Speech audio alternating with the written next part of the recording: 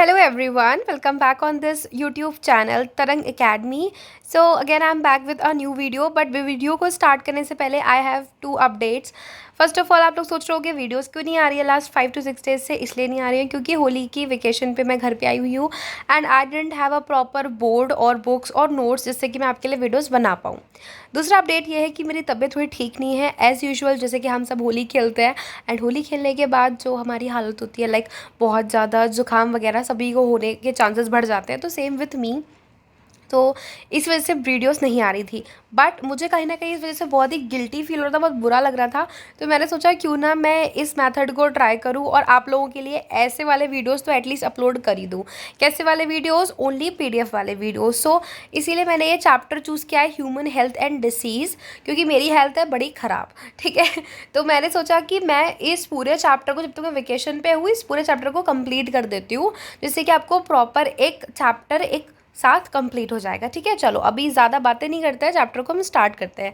And I will try to upload 2 to 3 videos in a day, जिससे कि आपका ये चैप्टर फटाफट से कंप्लीट हो जाए by the NCERT. So this video is also very helpful for all the UP board student.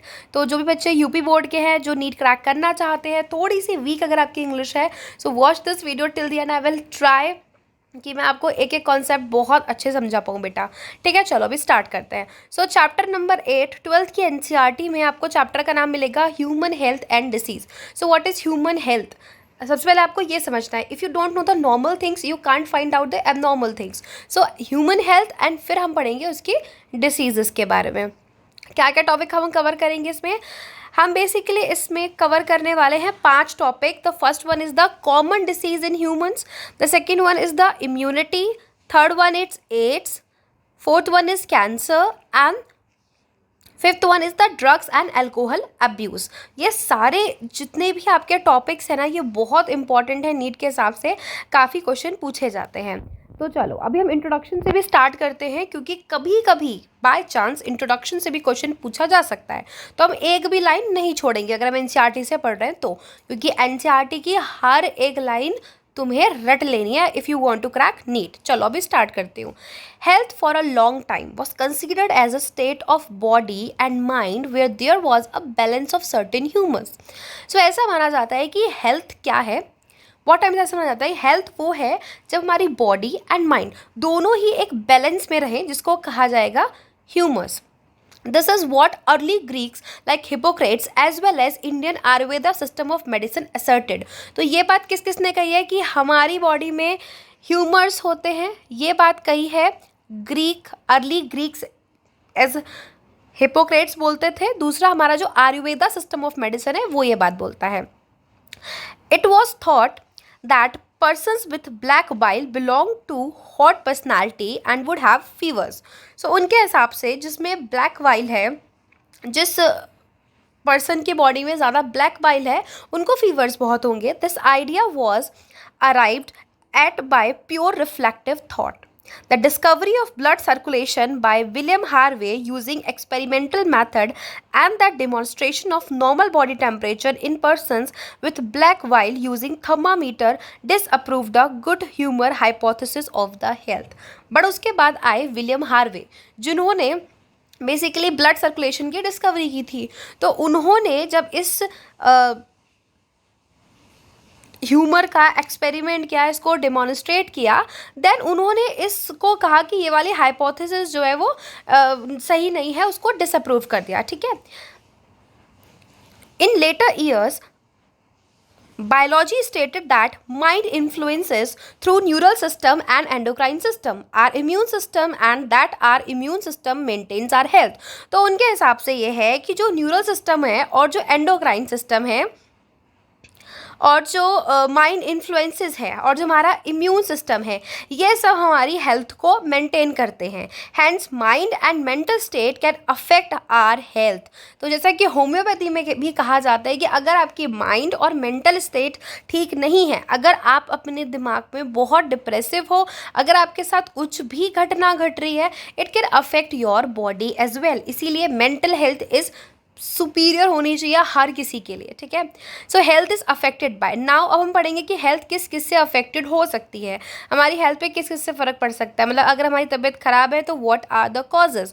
The first one is the genetic disorders. तो genetic disorders क्या क्या हो सकते हैं, deficiency with which a child is born and deficiency defect which the child inherits from parents from birth, ठीक है। तो ऐसी बीमारियां जो कि बचपन से रही हो बच्चे को, किसी डेफिशिएंसी की वजह से रही हो या फिर उसके मम्मी पापा के थ्रू उस पर आई हो, ठीक है।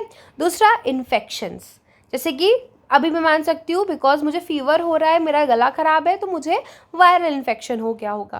Third one is the lifestyle including food and water we take, rest and exercise we give to our bodies, habits that we have or lack. अगर आप एक्सरसाइज नहीं कर रहे हो, if you are not taking good amount of food and the water, तो it can also affect your health. Like अगर आप पानी नहीं पियोगे तो आपकी बॉडी में डिहाइड्रेशन हो जाएगा, तो डिहाइड्रेशन के सिम्टम्स आने स्टार्ट हो जाएंगे, ठीक है।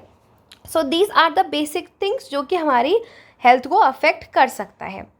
नाउ अब हम ये जानेंगे कि बेसिकली हेल्थ होता क्या है। The term health is very frequently use by everybody. How do we define it, हम इसे कैसे डिफाइन कर सकते हैं। Health doesn't simply mean a absence of disease. अगर किसी को पर्सन को कोई भी डिसीज़ नहीं है, उसको कोई भी सिम्टम्स नहीं आ रहे हैं, या अगर कोई फिजिकली आपको बहुत फिट दिख रहा है कि अरे यार इसकी तो बॉडी बड़ी बढ़िया है, तो इसका मतलब ये नहीं है कि वो हेल्दी है। It could be defined as a state of a complete physical, mental and social wellbeing.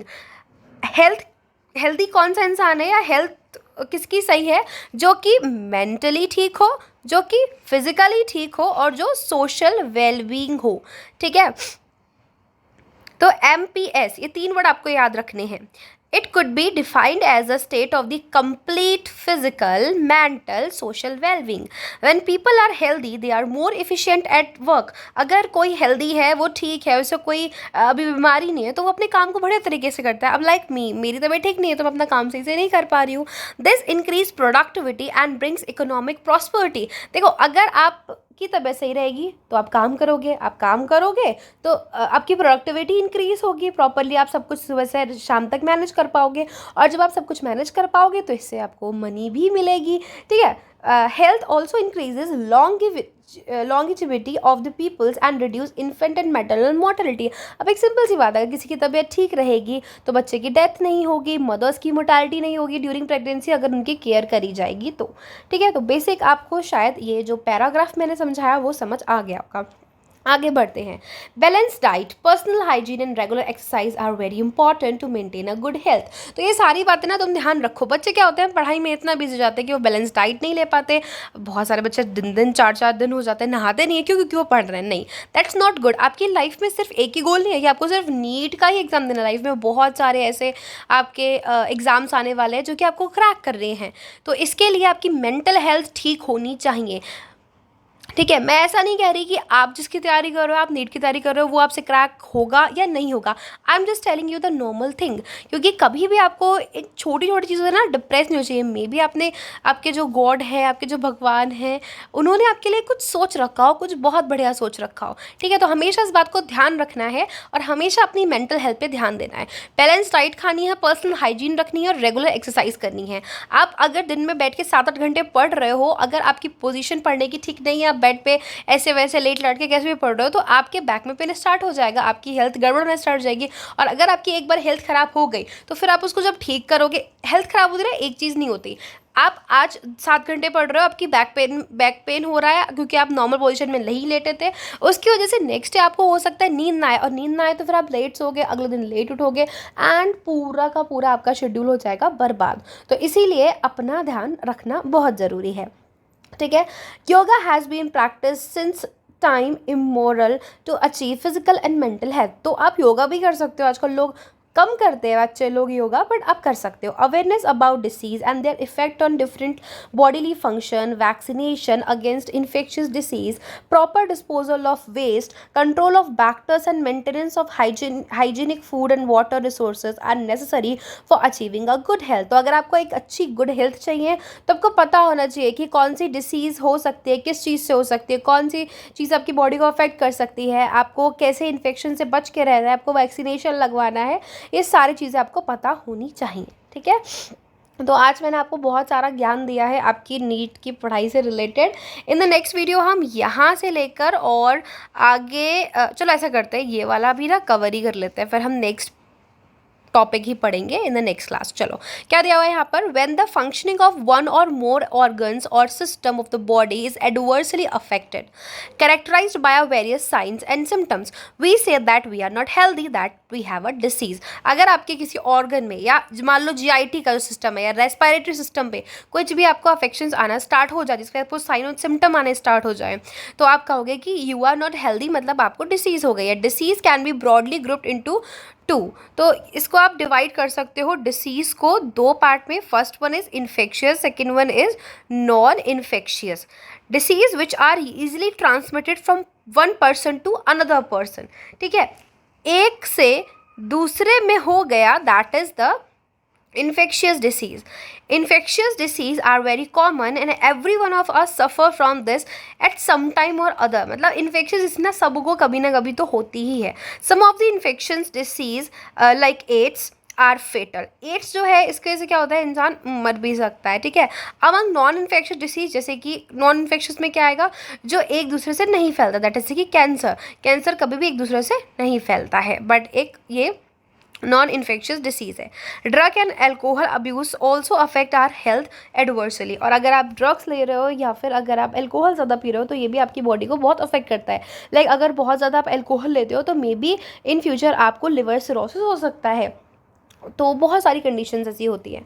चलो, तो आई होप आपको आज का वीडियो समझ में आया हो। और जो भी यूपी बोर्ड वाले बच्चे, मैं उनको बोलूँगी बेटा अच्छे से ध्यान देके सुनो ना, तो आपको एक एक लाइन कवर हो जाएगी। इसके बाद एक छोटा सा होमवर्क मैं सारे बच्चों को देना चाहूँगी, और जो जो ये बच्चे होमवर्क ये कंप्लीट करेंगे वो नीचे मुझे कॉमेंट सेक्शन में लिखेंगे कि मैम मैं कंप्लीट करूँगी, या फिर कंप्लीट करके नीचे कॉमेंट सेक्शन लिखोगे मैम मैंने ये होमवर्क कंप्लीट कर लिया। अब बताओ होमवर्क क्या है।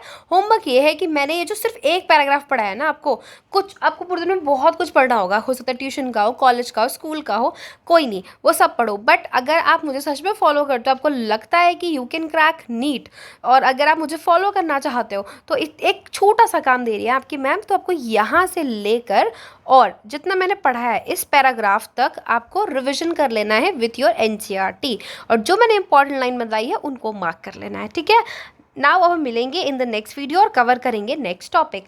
Thank you so much. Do not forget to like, share and subscribe this YouTube channel. ये बात वैसे मुझे कहनी नहीं चाहिए थी, क्योंकि आपको खुद ही पता होना चाहिए कि आपको ये सारा काम करना है। चलो अभी बाय बाय एंड टेक